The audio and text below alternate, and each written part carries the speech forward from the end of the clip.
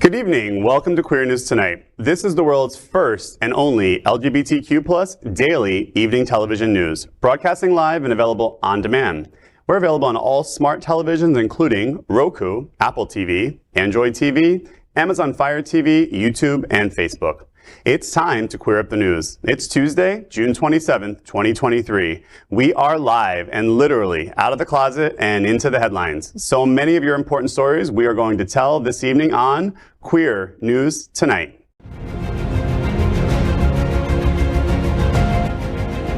This is the world's first live daily LGBTQ evening news show, literally out of the closet and into the headlines on Queer News Tonight with Al Ferguson. Nope, your eyes are not failing you. I am your anchor at Queer News Tonight. Al has the evening off, and this evening we bring you the news of and a perspective representing the LGBTQ+ community from South Florida, America, and across our planet. This is the world's first and only unedited live LGBTQ+ evening news show. Whatever happens unique in LGBTQ+ news, you will see it and hear it. Hotspots Magazine Happening Out Television Network is a nonprofit 501c3 media company in the same model of PBS and NPR, but designed for the LGBTQ+ community. Our mission is to support the 10 pillars of our LGBTQ+ community. We want to inform and educate the key issues of our Black community, Latino, lesbian, trans, student youth, seniors, HIV/AIDS healthcare, business, social justice, and faith. Help us support our community. We are part of one of the largest LGBTQ+ media companies in America, Hotspots Magazine and Happening Out Television Network. Our magazine is celebrating 38 years of the LGBTQ+ experience, and our television news, talk, and entertainment shows support our mission to educate the LGBTQ+ and broader community. We begin our show with the gay agenda. National LGBTQ Task Force Gala is set to return October 14th. The National LGBTQ Task Force Gala is set to take place on October 14th in Miami Beach at the Miami Beach Convention Center. This will be the 27th annual gala. The gala sends a message about what is important to the LGBTQ+ community. The event evening will feature a cocktail reception, a sprawling and spectacular silent auction, a sit-down dinner, an award ceremony, and an after-party with a DJ and dancing. This year's gala theme is Forever Strong, Unapologetically Queer. You can find more information at thetaskforcegala.org. Now, let's welcome anchor Amy McGrotty. Amy is known as the real estateologist. She works alongside John Castelli and Rod Blacklock at Castelli Real Estate Services in Wilton Manors as part owner and residential and commercial sales. Welcome, Amy. Thank you, Jeff. In the gay agenda, 15th annual Fort Lauderdale edition of Outshine Film Festival premieres on October 19th. The Outshine LGBTQ+ Film Festival is an all-year cultural arts event with monthly screenings and sneak peeks of upcoming films with both in-person events and virtual screenings at home. This year's festival will be the 15th annual Fort Lauderdale edition. It will start on October 19th at 5:30 p.m. and it will last for 10 days. Go to outshinefilm.com for a full movie listing and tickets. Now let's welcome anchor Cameron Glass. Cameron is a South Florida actor and musician, as well as part of the permanent host cast of the most popular live LGBTQ+ talk show in the world. It's Happening Out. Welcome, Cameron. Thank you so much. In the gay agenda, Urge Miami presents IndepenDNCE Party on July 3rd. Urge Miami is back with another ultimate dance experience. The event will be held on July 3rd at Exchange Nightclub, Washington Avenue in Miami Beach. This overnight party will start from 10 p.m. and run until 5 a.m. the next day. The party will feature DJ Alex Lowe and DJ Tom Steffen. The advance tickets are available at urgemiami.com. And now let's welcome anchor Maxx Fenning. At 17, he formed a nonprofit, PRISM, to promote LGBTQ+ inclusive education and make sexual health resources accessible to youth in South Florida. He's currently a senior at the University of Florida. Welcome, Max. Welcome. Thank you, Jeff. And in the gay agenda, Florida Supercon by Reedpop starts June 30th. Florida Supercon is a yearly event that is welcoming to geeks of all types and features, an LGBTQ plus lounge headlined by Prism. This 3-day event will be held at Miami Beach Convention Center from June 30th to July 2nd. This year's event will start with Measure Twice, a cosplayer's guide to the body, on the first day from 1:30 p.m. in room 222 to 225, the Pride Lounge. The event will be packed full of anime, celebrities, gaming, comics, and pop culture. Find out more at floridasupercon.com. Gotta get my costume ready for that. We are the reporters for Queer News Tonight, and this evening we begin with the queer headlines. The LGBTQ plus community in South Florida and across America is diverse. Our community across the world is vast, and here are the bullet points of the queer news for today, Tuesday, June 27th. Now, next, let's queer up gay culture. Club Q shooter charged with hate crimes and murder gets life in prison. The suspect in a mass shooting that killed 5 people in an LGBTQ plus nightclub has been sentenced to life in prison without the possibility of parole in a United States courtroom. Earlier on Monday, the suspect, 23-year-old Anderson Lee Aldrich, pleaded guilty to 5 charges of murder and 46 counts of attempted murder as part of a deal with prosecutors. Aldrich also pleaded no contest to 2 hate crimes. The plea deal averted the possibility of a prolonged and emotional trial, coming nearly 7 months after the November attack on the Club Q nightclub in Colorado Springs, Colorado. Aldrich, who stormed into Club Q wearing body armor and carrying several weapons, killed 5 people and injured nearly 24 before being subdued by the heroic actions of patrons who wrestled him to the ground. The attack brought attention to violence and increasingly hostile rhetoric across the U.S. against members of the LGBTQ plus community, particularly transgender people. Club Q was known as a safe haven for the local LGBTQ plus population. It also drew comparisons to the 2016 shooting at Pulse, an LGBTQ plus nightclub in Orlando, Florida, where an attacker killed 49 people. Well, I can't say that this sounds as a victory, because there's no victory when people's lives have been lost from gun violence. The sad part, I think, for all of us is that although people have gone to jail, there's been no changes to any gun reform that keep any of us any safer, especially in the LGBTQ plus community. And specifically here in Florida, we're actually less safe due to laws that have been passed here in Florida. I think we all have taken a sigh of relief here in South Florida with all the events that have gone on, and you know, saying a prayer that all of us have been able to remain safe. But the rhetoric is still being amped up, and I would suspect we're going to see further attacks at some point, because people are being radicalized by a lot of the anti-LGBTQ rhetoric that's coming from people in places of power, especially politicians. And it's wild, especially when you think about the age. 23 years old, older than Max, younger than me, just by a little bit. You know, this hate isn't inherent. This is taught, this is shown, this is indoctrinated, if you will, into someone so young, and actually taking that kind of violent action. It's concerning to see where things are going.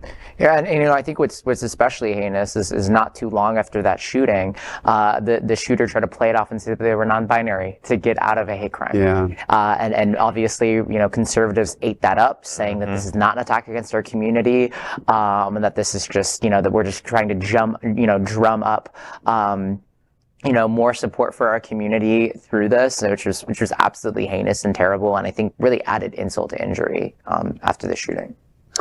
Yeah, I read a study, the Alliance for Gun Responsibility had a study, or a report that said, and which was in 2022, so this is obviously, you know, pretty recent, that over the last 4 years there was a 93% increase in gun violence against the LGBTQ community. So in 4 years, and basically has doubled. And in 2017, which is now seems very outdated, 60% of homicides against queer people were due to what we used by guns. So again, just extrapolating those numbers, and you know what's happened in 2023, the overwhelming negative sentiment that's out there against our community is just going to continue to drive people to these type of actions. I mean, I'm fearful of it for sure. We all are. Yeah, but so far it's not dampening. I know that when Pride was coming, my wife was like, I don't know if I want to go to a place where we're all gathered and we're a big target. And I said, honey, we have to go because if we don't go, they win. That's right. But it is a risk for all of us now. When you see this happen, I mean, but for the grace of God, we weren't in that nightclub. Or somebody like that didn't come to a place where we're hanging out. Yeah, and I think it's, again, a part of Pride Month is, of course, we're here to advocate for the LGBTQ plus community, but let's not forget the intersectionality where gun violence impacts us, and that we should be supporting candidates, supporting causes, and showing up for things that are for sensible gun reform.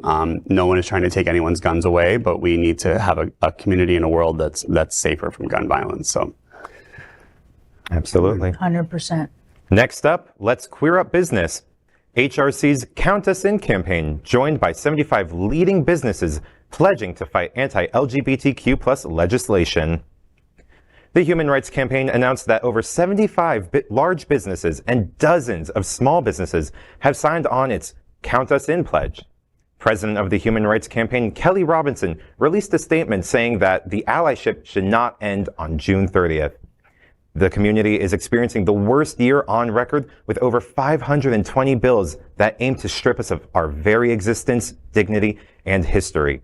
She said the current anti-LGBTQ plus laws are the reason why the HRC has declared for the first time a national state of emergency for our community. Businesses that sign the Count Us In pledge commit to being public LGBTQ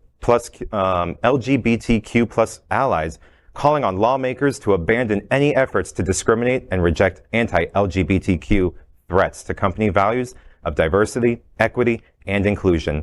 It also means that the companies will raise up to honest and authentic experiences of LGBTQ plus Americans and ensure transgender and non-binary employees and their families have access to health and medical care. HRC has collaborated with GLAAD on efforts to ensure the business community has substantive ways to support the LGBTQ plus community, including GLAAD's separate sign-on statement of support. And what no better way of signing with GLAAD specifically. Only the two primary sources of open rhetoric to help small businesses realize, like, hey, we're going to grow and do better if we sign on with these 75 larger corporations and help our employees show that, hey, we love, we accept, we want to help and do what we can. It fills my heart with warmth. I think what is super salient for me is a sense of permanence in a way, right? That we're not seeing this fleeting agreement to show up for 30 days out of the year, and understanding that we don't get to take off our rainbow logos on July 1st, right? Like, we're here, we're queer all 12 months of the year. That rhymed a little more than I expected, which is fun. and that we should, that we need companies and businesses, the corporate world as well, to show up year round as well. So to be queer year round as well. Reading this story, and again, I know that this is a new pledge. I was actually a little disappointed. There's 75 companies on the list. The S&P 500 are the 500 largest companies in America. If you go on LinkedIn and look at their logos, if they're having a rainbow logo like Maxx's earrings, and they've changed their Coca-Cola to a rainbow, many of those companies are not listed. I work for an S&P 500 corporation, which I will not name on the news, is not on that list. And I actually sent an email to our DEI office today and asked, are we signing on to this pledge? I had not heard the specifics about the pledge.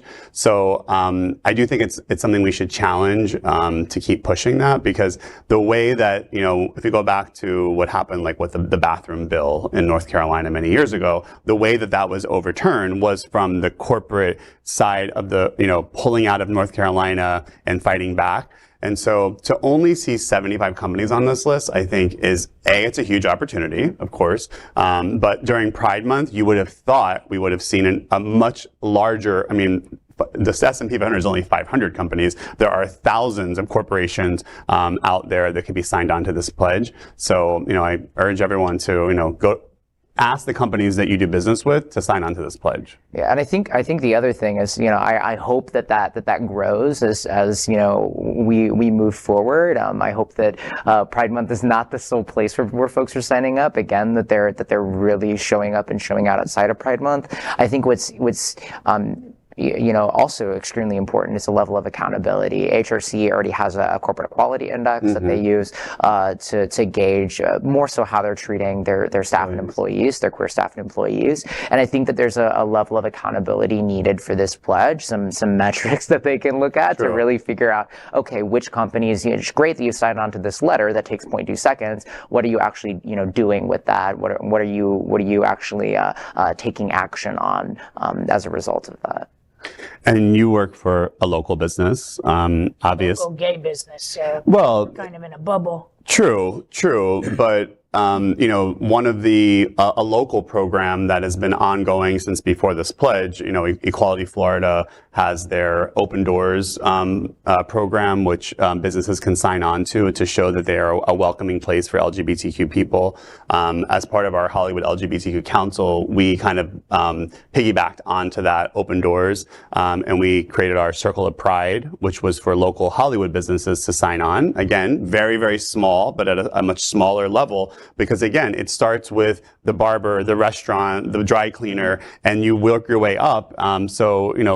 From again, yes, we are in a bubble here in Wilton Manors and being in South Florida and having a gay-owned business, of course, it's a welcoming place. But it is a signal to ask the places that you do business, hey, are you aware of this? I mean, I know for our Hollywood Council, the dry cleaner that my partner and I use, when we were doing Hollywood Pride, we asked them, would you put up a poster? And since then, they have a pride flag up in the dry cleaner year-round now. So, we think some of these small things are not important, but I do think they're very important because, again, people really interact with those small businesses probably, again, more than big corporations. And it's a signal to others who come into that business to say, oh, we need to be on board with this. No, absolutely. And there are other ways too, even beyond that, right? We have the Equality Florida Space, Hollywood LGBT Council.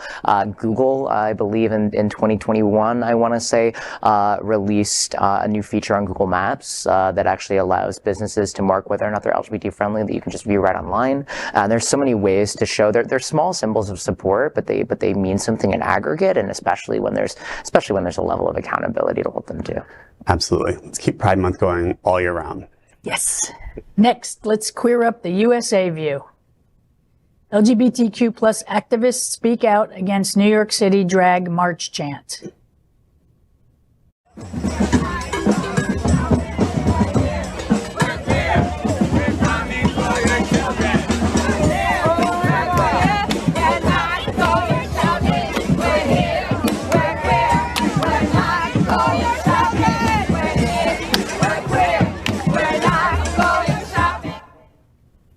Revelers at New York City's Pride Parade on Sunday sounded off on a controversial chant by LGBTQ plus activists, with some saying that the shouts of, "We're here, we're queer, we're coming for your children," could spark more anti-gay hate. The chant, yelled Friday at the annual drag march in the East Village, was seen as a misguided joke by some parade attendees who wondered whether it hurt the cause more than it helped. Angela Giozzo, a mom from Cold Spring, New York, went to the parade with her son, Matthew Pocarillo, who came out 12 years ago. She and many like her said it was not the right time or group to joke, but others were more cavalier and dismissed the chant as a harmless jab at anti-gay activists who falsely accuse those in the LGBTQ plus community of being pedophiles and child groomers. Still, neither the controversy nor the humid, rainy weather could put a damper on the New York City Pride March's spectacle. Nearly 2 million rainbow-bedecked revelers of all ages flooded Manhattan streets, cheering as the 1,000-strong procession of folks and floats marched by in the largest celebration of its kind in North America. Local politicians such as Senator Chuck Schumer, Governor Kathy Hochul, and Mayor Eric Adams also participated in the march. I just love the New York City Pride March. Always have, always will. And say what you want, I don't care. Now, you know what? they hate us anyway. So let's just say what we want to say. I mean, it's absolutely hilarious of a Chant. You know, we are taking a jab at, you know, being the groomers, being the pedophiles. Like, we're coming for your children, you know, like we're just a witch in the woods with a candy house. But what scares me are those podcasters, those, you know, TV evangelists, those, you know, small other corporations that will take that snippet and just be like, see, they're acknowledging it. They're admitting to it. They want your kids. Sign up for my $5,000 page and, you know, buy into a ticket so that whoever we're Republicans signing up for are going to be hired next. Yeah, I mean, listen, the reality is that no one who's actually coming for your children is going to make it a chant in a parade, right?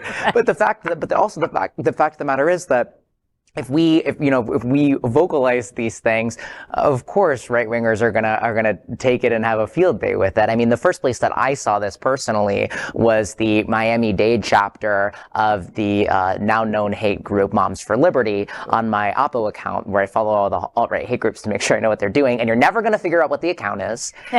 But saying like, oh well, now they're saying the quiet part out loud. it's ridiculous, right, when you see it. But the fact of the matter is that we're just given them more material to work with, which does sound a little counterproductive, despite the fun of it all. And so I think, you know, that it is misguided.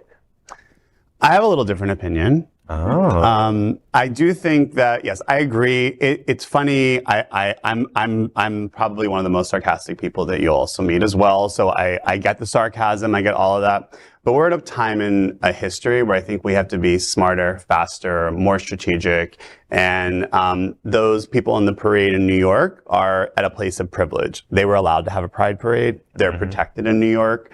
They have a very welcoming government. They have a very welcoming city. While across the country, pride events are being canceled. So speaking out of privilege, it's great to be able to say whatever you want to say. You know, New York City Pride, just like all of our prides here in South Florida, are supported by donations, by sponsorship.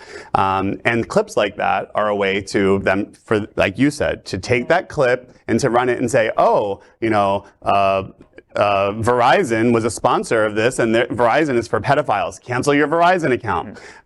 This is what they're doing. So, you know, we can think it's funny and sarcastic amongst us here, but the greater world, again, we're in a world of sound bites and snippets and legitimate fake news. This is, imagine repackaging this with just the images and the sound, and then putting it, again, out there to right-wing media. Exactly. I mean, the internet is not a place for nuanced conversations. No. It's the reality of it all. And so despite the fact that, you know, we see this as clearly a joke, clearly something that's in jest, we also have to understand its use for malice, yes. right? And that is so harmful. And I agree that they come from a place of privilege and being able to do that and being able to say that to the behest of queer people in states like Florida, where we are, you know, that are you know, where we're seeing our local Moms for Liberty chapter use this to get more followers on social media and build power in their community and wreak havoc. Yeah, and looking at those revelers that were there, you know, especially being either, you know, gender queer or non-conforming, while again in other states, you know, our trans community is being denied health care and being denied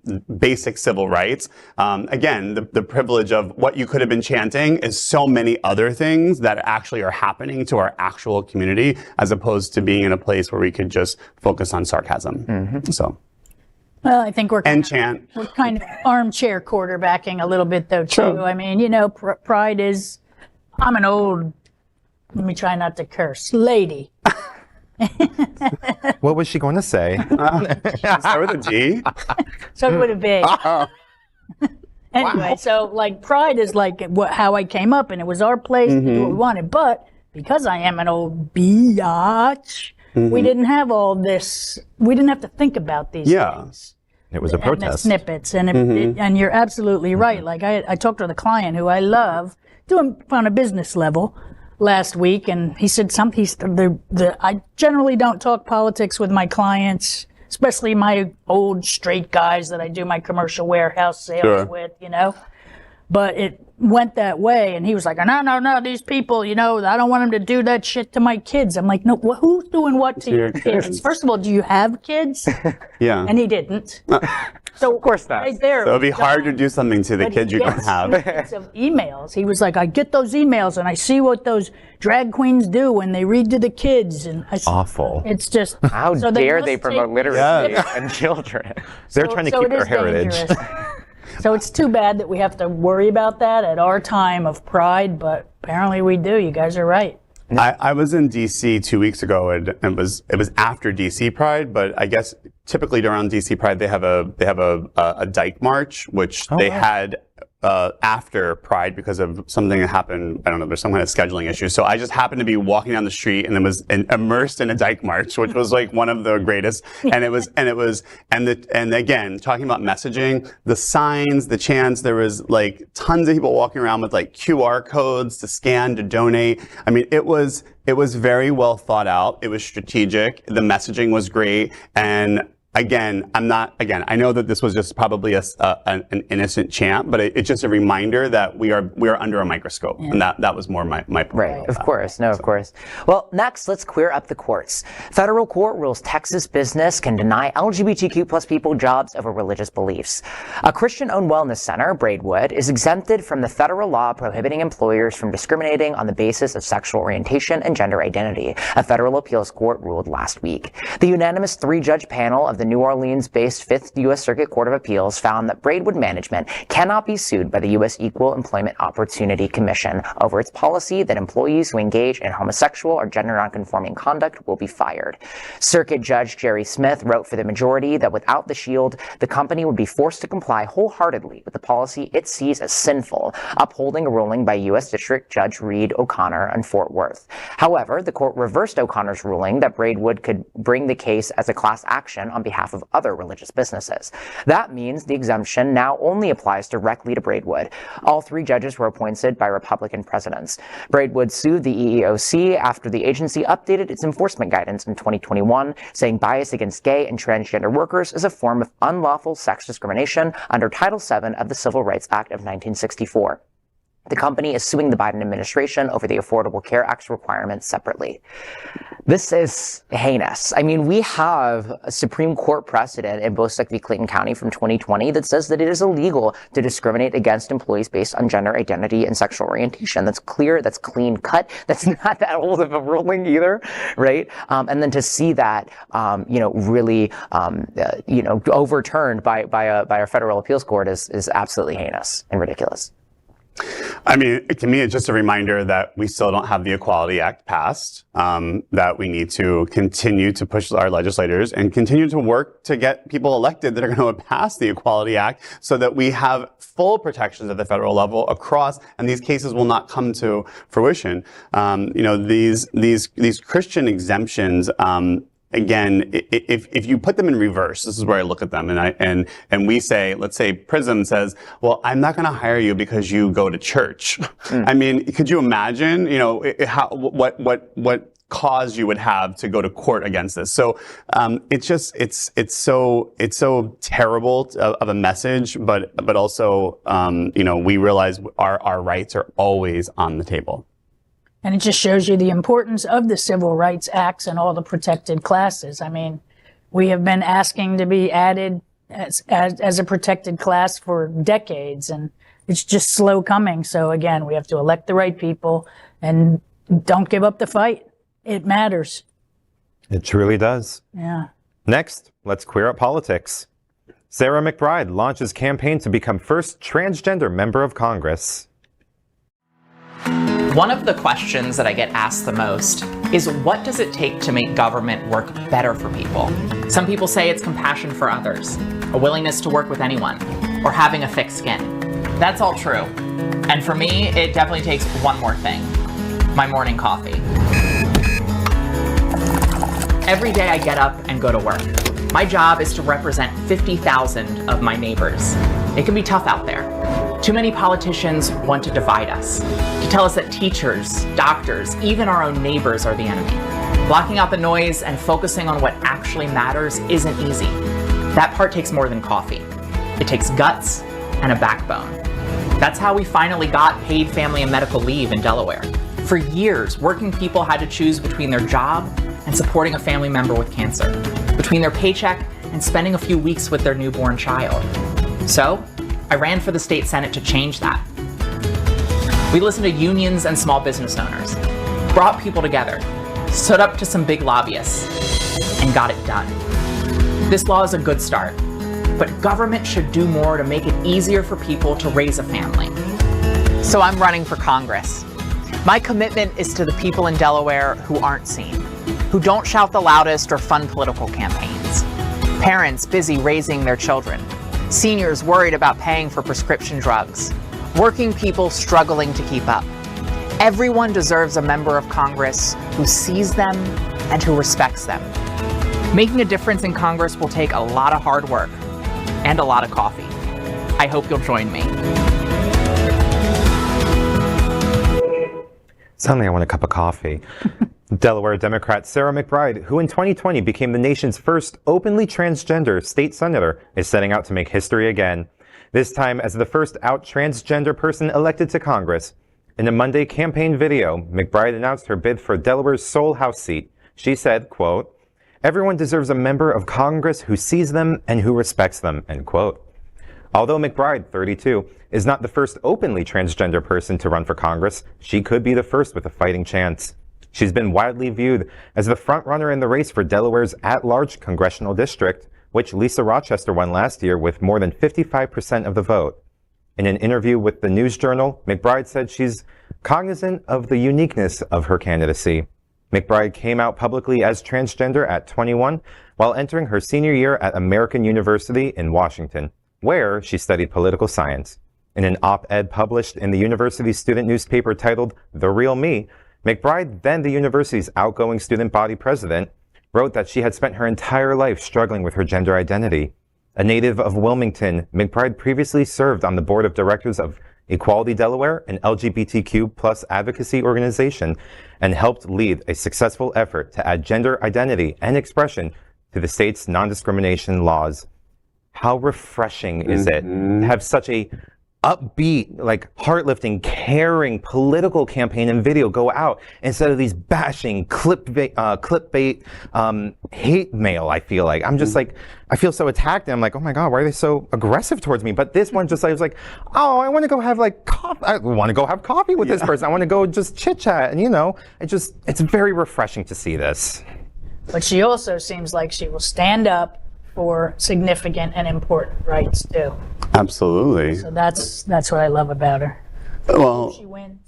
I think what I love is just the firmness, right? Like you said, she feels like somebody who's going to stand up. She feels like somebody who's going to be firm on all issues that I think are not that I live in Delaware, but are that important to me as a registered Democrat. I'll be clear in it, and you know, and those are things like she mentioned, paid family leave, and all of these other issues even beyond the LGBTQ+ community, and then obviously having that voice of trans representation in Congress is so meaningful and powerful.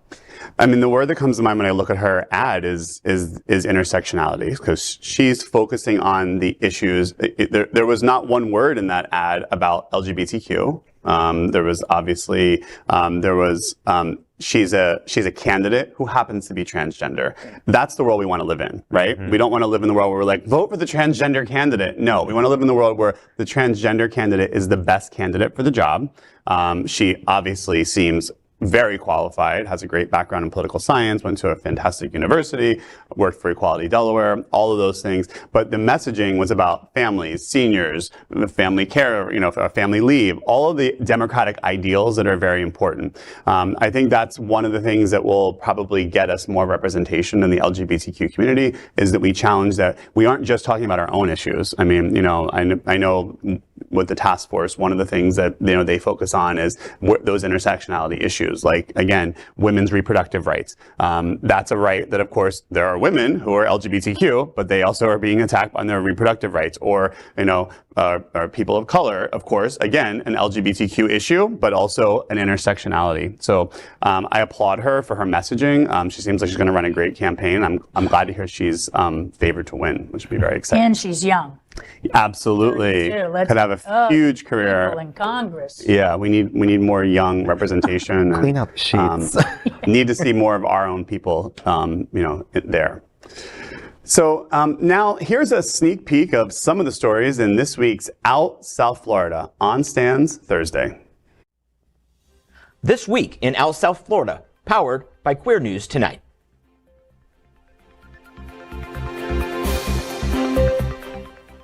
I'm Out South Florida senior reporter John Hayden. In this week's issue, 50 unlikely allies unite for one important cause, civil rights. I preview this weekend's We the People March. Also, the Pride Center celebrates 30 years of serving South Florida's LGBTQ+ community. And it was a tough Pride season, but many organizations end Pride Month on a positive note. I'm John Hayden. Those stories and much more in Out South Florida, on stands now, and always updated online. Next, we are proud of our special partnership with Sunshine Cathedral, the world's largest queer church here in Fort Lauderdale. Supporting that partnership, we're broadcasting from our permanent set here at Sunshine Cathedral at the Happening Out television studios. We broadcast Sunshine Cathedral Sunday International Service at 10:30 a.m.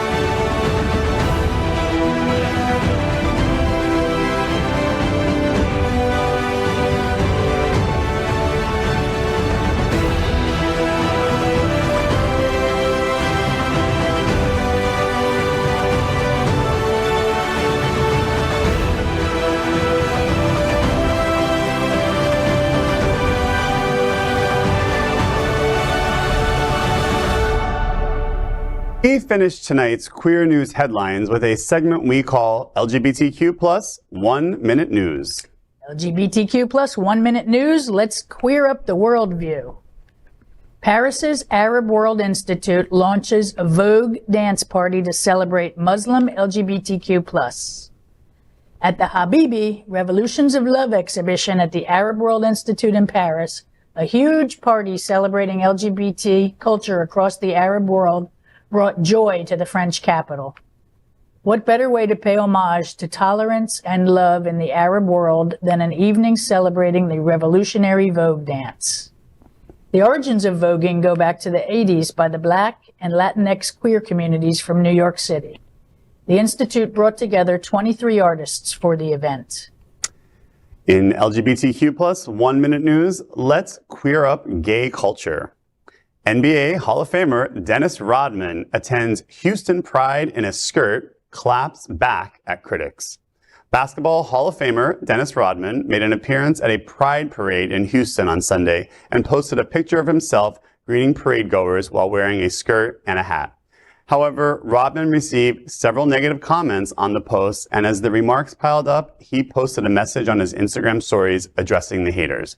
The story included a collage showing various pictures of Rodman during the prime of his NBA career, wearing a wedding dress and other outfits that were deemed controversial. On the top of the collage was written, quote, "Do your research, guys. #BeenHim," end quote. LGBTQ plus 1 minute news. Let's queer up religion. American Idol star David Archuleta says mom had a hard time accepting him as LGBTQ plus. David Archuleta, a singer-songwriter who rose to fame as the runner-up of American Idol season 7, chatted with people while attending the 2023 Project Angel Foods Lead with Love for fundraising event on Saturday, where he spoke about his mother, Lupe Marie Mayorga, and her support of him after he came out as part of the LGBTQ plus community in 2021. Noting that she was at first resistant, Archuleta said his mom eventually stepped away from the Mormon church to support his queer identity. He said it was sweet to see her at the point she chose not to leave her family just to follow God. His mother has realized that she can follow God and accept her son at the same time. LGBTQ plus 1 minute news. Let's queer up entertainment. Lil Nas X cranks up queer visibility at Glastonbury Music Festival. Lil Nas X wowed the Glastonbury crowds and the critics at the weekend with probably the queerest show the festival has ever seen. He's arguably the world's most prominent queer black artist and has taught the TikTok generation that it's okay to be too much. His set bore many moments which were instantly dubbed iconic by Glastonbury viewers, including the kiss he shared with a backup dancer while singing That's What I Want. Then there were his numerous costumes, which included gold-plated chest armor and a sequined skirt, and his short tribute to ballroom culture. Lil Nas X's Glastonbury set proved that he's here, he's queer, and everyone should get used to it, whether they like it or not. LGBTQ plus 1 minute news. Let's queer up entertainment. Maxx's super queer Harley Quinn cartoon season 4 coming in July. Harley Quinn Season 4 has confirmed its premiere date. The hit DC animated series will officially return on July 27th on streaming platform Max, formerly HBO Max. The raunchy, sapphic animated series wrapped up its 3rd season last September, followed by a special Valentine's Day episode in February. Holy shit, do I love Valentine's Day. Not only is it the gushiest and mushiest, most romantic day of the year, but for 24 hours, you have a bulletproof excuse for doing cheesy shit for your partner. What's not to love about Valentine's Day? Just as long as it's low-key. Uh-huh. You have to help me! Men are from Mars, women Venus. Let me guess, you want to have a bigger penis, right? Well... I got that thing! Who is pumped for the best CD ever? I saw her cool, dead eyes from across the room. Dark side is in love. I've got a wild streak, everybody tells me. Yeah, I'm a freak, so thank you, please, baby.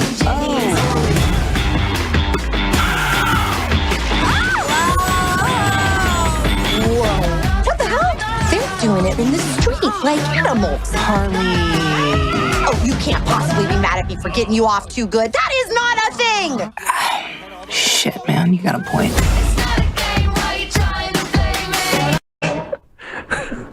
Warner Brothers and Discovery's merger last spring has left fans anxious about putting faith in the company to release even promised shows and movies.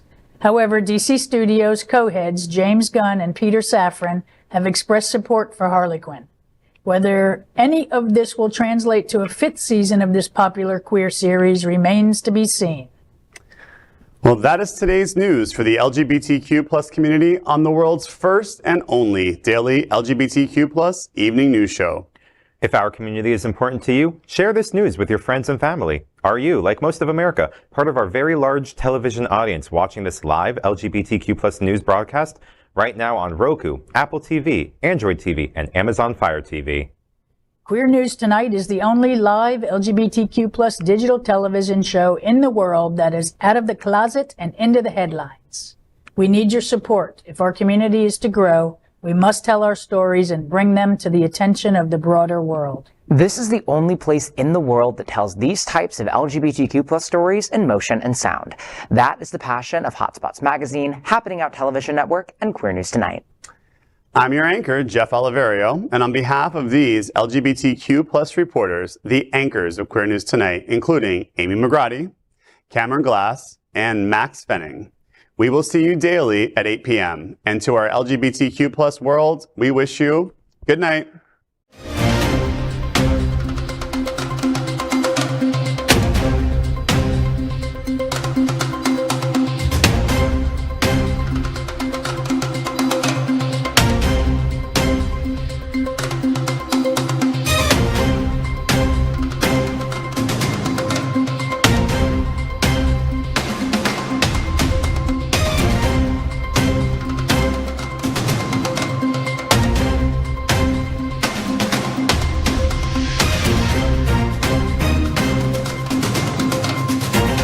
We are Queer News Tonight, the world's first and only live daily LGBTQ+ evening news show, brought to you from Happening Out Television Network. We operate in the same model of PBS and NPR, but for the LGBTQ+ community. We educate, inform, and entertain by supporting the 10 pillars of our LGBTQ+ community, with more than 100,000 a week watching us on Roku, Apple Television, and other channels. To keep the story going, we accept donations with 100% transparency. Stay updated and live authentically with Queer News Tonight.